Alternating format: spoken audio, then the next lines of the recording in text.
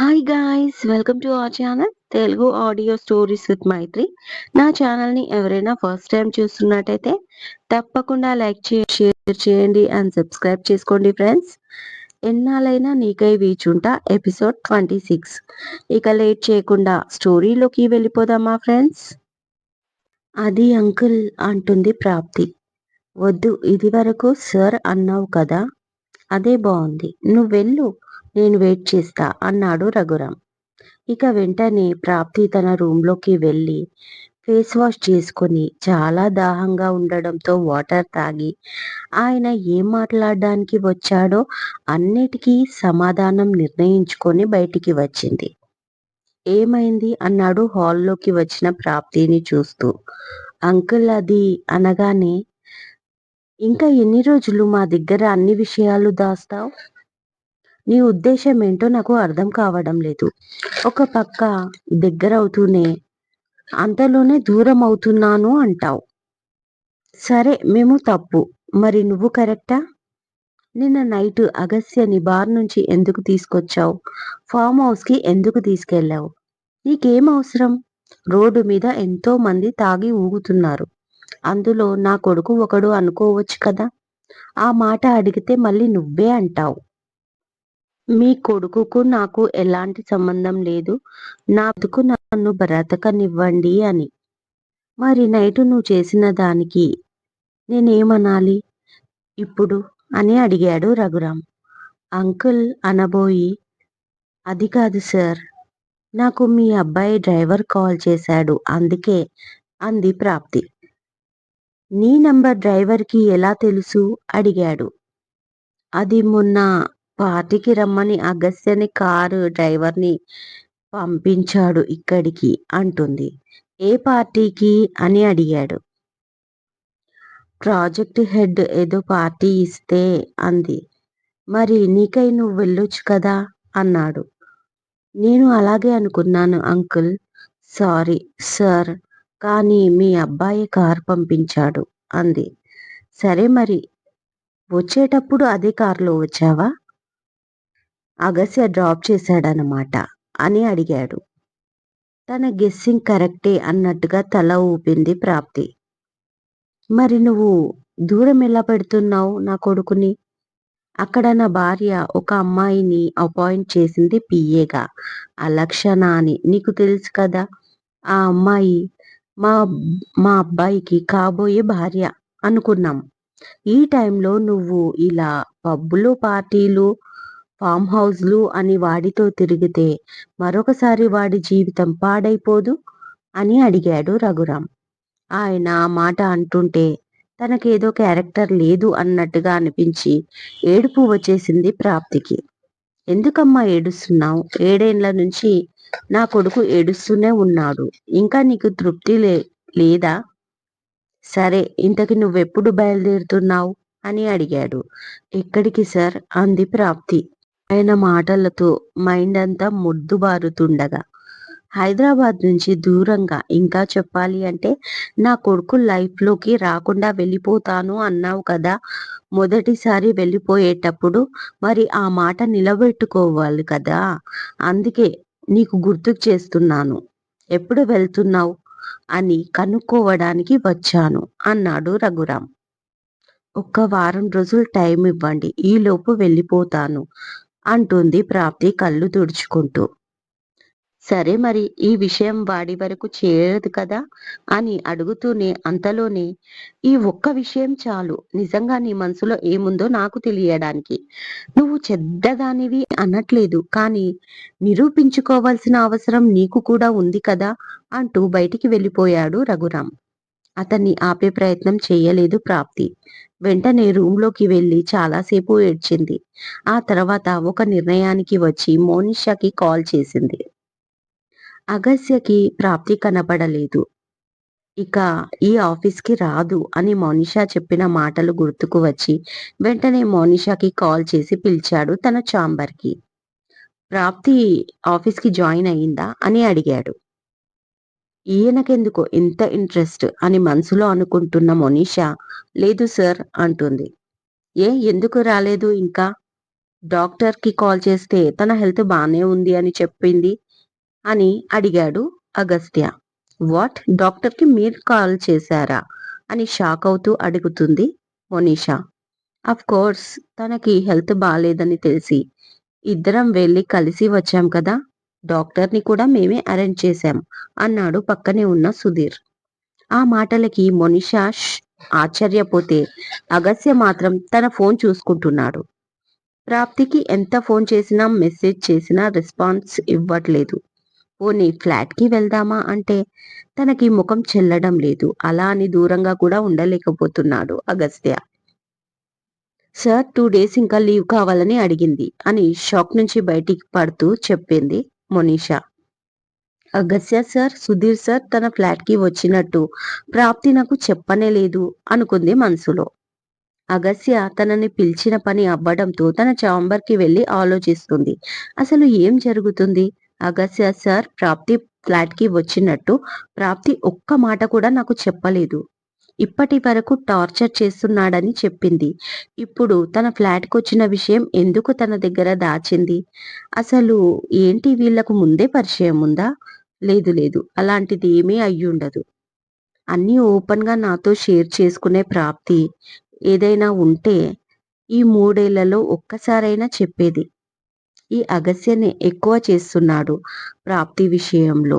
ఇతని ఇంటెన్షన్ ఏంటో అర్థం కావట్లేదు. ఎందుకైనా మంచిది అగస్య విషయం ప్రాప్తిని కనుక్కుందాం అనుకుంటూ ఫోన్ చేతిలోకి తీసుకోగానే ప్రాప్తి నుంచి కాల్ వస్తుంది. హలో ప్రాప్తి ఎలా ఉన్నావు అని అడుగుతుంది మోనిషా. నేను బాగానే ఉన్నాను. చిన్న ఫేవర్ చేస్తావా మోని అని అడిగింది ప్రాప్తి. మరో మాటకి తావివ్వకుండా. చెప్పు డార్లింగ్ ఏమైంది? ఏం కావాలి? చాలా నార్మల్‌గా అడిగింది మోనిషా. నేను బెంగుళూరు బయలుదేరుతున్నాను.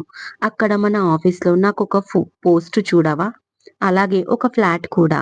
It's very urgent. నేను ఇప్పుడే బయలుదేరుతున్నా అంటూ బాంబు పేల్చింది ప్రాప్తి. వాట్ నాన్‌సెన్స్ ఏమైందే నీకు? అరుస్తూ కోపంగా చైర్ నుంచి పైకి లేచింది మోనిషా. చెప్పలేను. కానీ అర్జెంట్. హైదరాబాద్ వదిలి వెళ్ళిపోవాలి.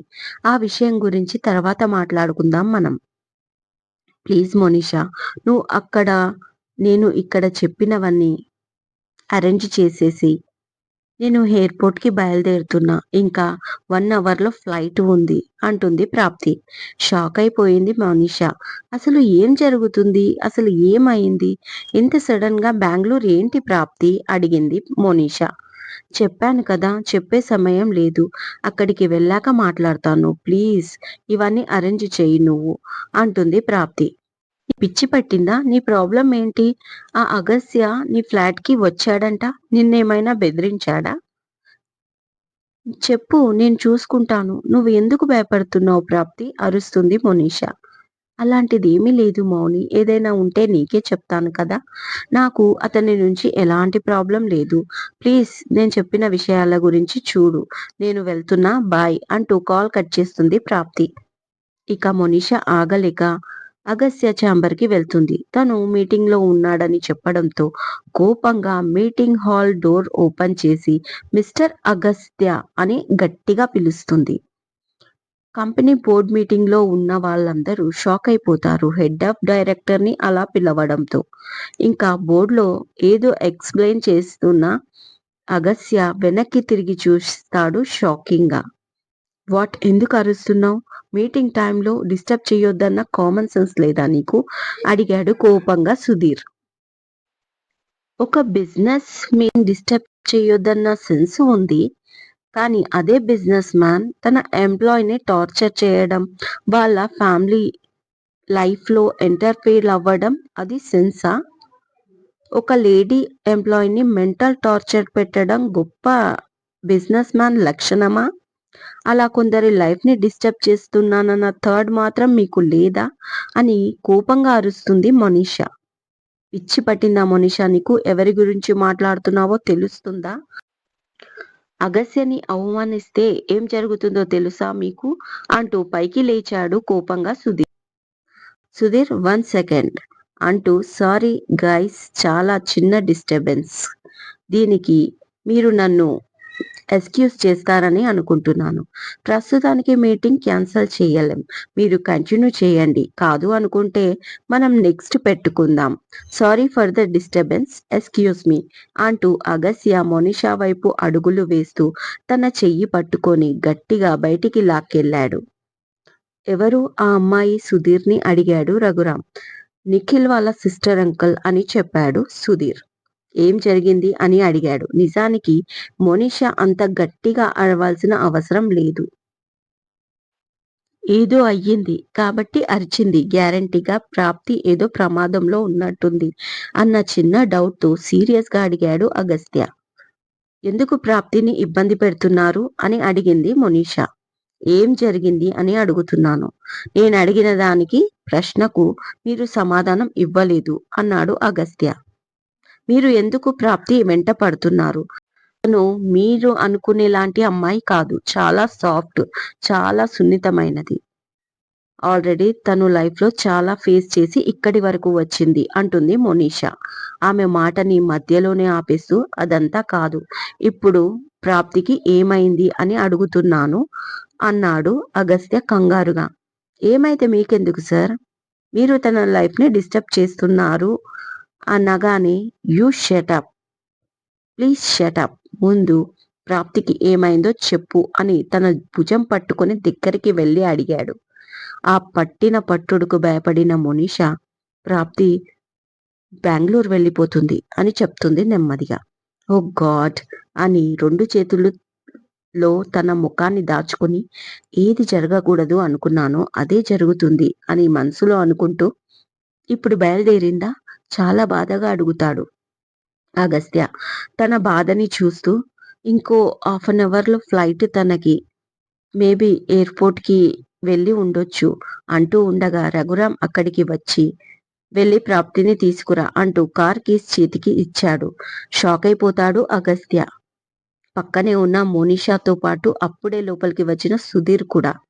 హనీ, ప్రాప్తి వెనక చాలా జరిగింది. ఇప్పుడు ఆ అమ్మాయి చాలా ప్రమాదంలో ఉంది. మనం తప్ప తనకి ఎవరూ లేరు. వెళ్ళి ప్రాప్తిని తీసుకురా. అలాగే తన బిడ్డని కూడా అన్నాడు రఘురాం.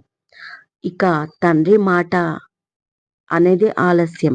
1000 ఏనుగుల బలంతో స్పీడ్‌గా బయటికి పరిగెత్తాడు అగస్త్య. మీటింగ్ క్యాన్సల్ చేసి వచ్చిన సుధీర్, మోనిషా ఇద్దరూ ముఖాలు చూసుకున్నారు. ఇంత అనుకోకుండా ప్రయాణం ఏంటమ్మా? అడిగింది కవితమ్మ. ఎయిర్‌పోర్ట్‌లో కూర్చొని దిగులుగా ఏదో ఆలోచిస్తున్న ప్రాప్తిని కదిలిస్తూ. తప్పలేదు కవితమ్మా. ఏమనుకోకు. పెద్ద బిజినెస్ పని వచ్చింది అంటూ కళ్ళు తుడుచుకుంది ప్రాప్తి. అది సరే. ఇప్పుడు ఎందుకు ఏడుస్తున్నావు నువ్వు? అని అడుగుతుంది కవితమ్మ. కొత్త చోటు, కొత్త ఆఫీస్ ఎలా ఉంటుందోన్న భయంతో ఏడుస్తున్నాను అంటూ కవర్ చేసుకుంది ప్రాప్తి. నిజానికి తన భయం కొత్త చోటు అని కాదు. దానికి వేరే కారణం ఉంది. బోర్డింగ్ పాస్ తీసుకోవడానికి ఇంకో 10 నిమిషాలు టైం ఉండడంతో జరిగింది తలుచుకుంటూ ఇంకా భయపడిపోయింది ప్రాప్తి. నిజం చెప్పాలంటే ఈ భయం తనకి 7 ఏళ్లుగా అలవాటైపోయింది. రూపా పిన్ని హాస్పిటల్‌లో చూసి వస్తుంటే రాజమణి మనుషులు తనని చూసి గుర్తుపట్టి చాలాసేపు ఎలాగో అలా వాళ్ళని తప్పించుకొని ఇంకా హైదరాబాద్‌లో ఉంటే ప్రమాదం అనుకుంటూ ఫ్లాట్‌కి చేరేసరికి అక్కడ రఘురామ్ అంకుల్ దర్శనమిచ్చారు. ఒక సమస్య మొదలై అది పరిష్కారం లభించక ముందే మరొక సమస్య. చిన్నప్పటి నుంచి అంతే ప్రశాంతంగా బ్రతికిన రోజు నా జీవితంలో లేదనుకుంటా. మొదటిసారి పెళ్లి అనే మాటకే భయపడిపోయింది ప్రాప్తి. అగస్య తన ఫ్యామిలీతో వచ్చి ఇంట్లో వాళ్ళతో మాట్లాడి తమ కోడల్ని జాగ్రత్తగా చూసుకోమని వార్నింగ్‌తో పాటు ఎదురు కట్నంగా 25 లక్షలు ఇచ్చి పెళ్లి జరిగాక మరొక 25 లక్షలు ముట్ట చెప్తామని చెప్పి వెళ్ళిపోయారు. ఆ డబ్బు చూసి రూప చాలా సంతోషించింది. కానీ ప్రాప్తి పైన కోపం మాత్రం తగ్గలేదు. 25 లక్షలతో ఇద్దరు బిడ్డలను చదివించి పెళ్లిళ్లు చేయగలదు. అయినా ఏదో ఒక మూల నా సవతి కూతురుకు ఇంత మంచి జీవితమా?